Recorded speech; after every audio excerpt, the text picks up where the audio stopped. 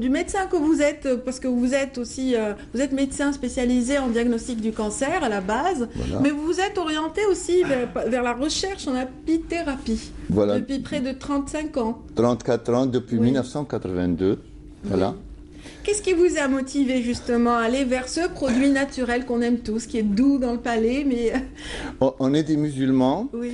Et en réalité, c'est le verset coranique, Surat An-Nahl, qui dit que يخرج من بطونها شراب مختلف ألوانه فيه شفاء للناس إن لذلك لآية لقوم يتفكرون. Si on l'explique en français, tout ce qui sort de l'abeille sous forme liquide, de couleurs différentes, a des vertus thérapeutiques et c'est aux scientifiques de le démontrer. Très bien. Donc on est parti avec cette idée et maintenant depuis 34 ans, on fait de la recherche sur les effets thérapeutiques. Or, un chercheur, pour parler d'effets thérapeutiques, il faut qu'il analyse le produit, Absolument. il le teste et après il va parler.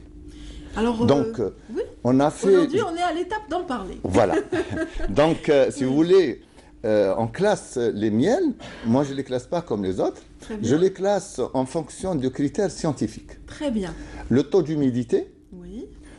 le pH, Oui. HMF, c'est hydroxyméthylsulfurate. C'est-à-dire, et là, pour que les gens comprennent, plus le miel vieillit, plus l'HMF augmente. Très bien. Et Donc, ça, plus il vieillit et plus il a un impact sur la santé. Est-ce qu'il est efficace? au contraire. Au contraire, je il vais perd le de dire, sa- il perd ses vertus thérapeutiques. Très bien. Vous avez les taux d'enzymes qui existent dans le miel, qui disparaissent avec le temps aussi. Et vous avez les sucres qui existent dans le miel. Très bien. Et les mêmes critères, on peut les utiliser comme critères de qualité. Par exemple, vous allez dans le monde entier, en Europe, en Amérique, partout. Les critères de qualité, c'est le taux d'humidité, l'HMF, Oui. les taux d'enzymes existants dans le miel. Et si je compare le miel algérien avec le miel européen, le miel en Allemagne ou en Amérique, on peut dire que le miel algérien, il est parmi les meilleurs.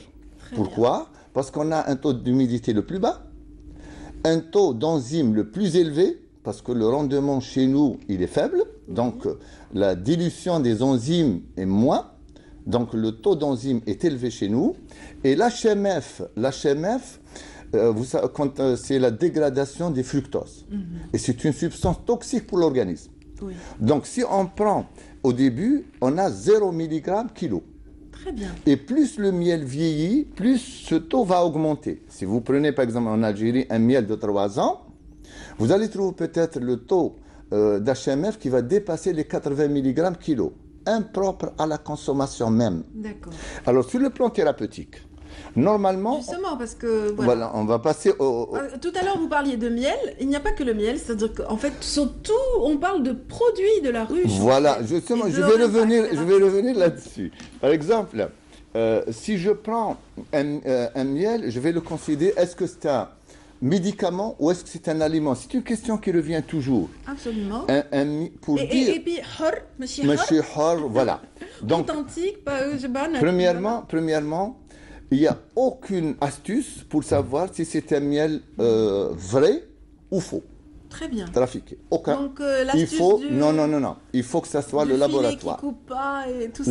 Laboratoire. C'est du pipeau. Laboratoire. Autre chose, les laboratoires qu'on a en Algérie, je le dis, je le redis, sont incapables de faire la différence entre un miel synthétique au laboratoire qui n'a rien à voir avec l'abeille et un miel naturel. Et ça, c'est très très grave. Ce qu'on a en Algérie, les labos qu'on a en Algérie, ça nous permet uniquement de classer les miels locaux. Ça, il n'y a aucun problème. On fait l'autocontrôle, on fait les analyses pour savoir quel type de miel on a. Donc maintenant, en se basant sur les critères scientifiques, par exemple, vous allez me dire quel est le meilleur miel pour la cicatrisation. Et je peux le dire que le miel, c'est le meilleur antiseptique de la planète. Oui, ça c'est connu. On l'a testé au niveau de l'hôpital pour les plaies infectées. C'est un excellent cicatrisant. Un excellent cicatrisant. Pour les plaies infectées, pour les plaies humides, pour les plaies des diabétiques, ça a donné des résultats spectaculaires. Très bien. On l'a testé aussi pour la chirurgie esthétique. Pour avoir une très belle cicatrice, le miel, c'est le meilleur. On a testé pour les brûlures. Maintenant, vous allez me dire, quel est le meilleur? Le meilleur, c'est celui qui a un taux d'humidité le plus bas. Et le miel frais, il faut qu'il soit de l'année, parce que s'il dépasse une année, il n'a aucun effet thérapeutique. Très bien. Il faut que les gens le sachent. Parce que les gens, ils conservent le miel pendant 5 ans, 6 ans. Mais ils conservent quand même ses vertus par rapport au mal de gorge, par exemple. Même Souvent, ça. on garde le miel très longtemps à la maison. Même ça? Même ça, les gens... Donc c'est plutôt le citron qui agit? Oui. les gens confondent entre un miel infecté et un miel qui perd ses vertus. Le miel ne s'infecte pas. Oui. Il reste, mais vous ne pouvez pas le manger. Et il est à la base antiseptique, donc il peut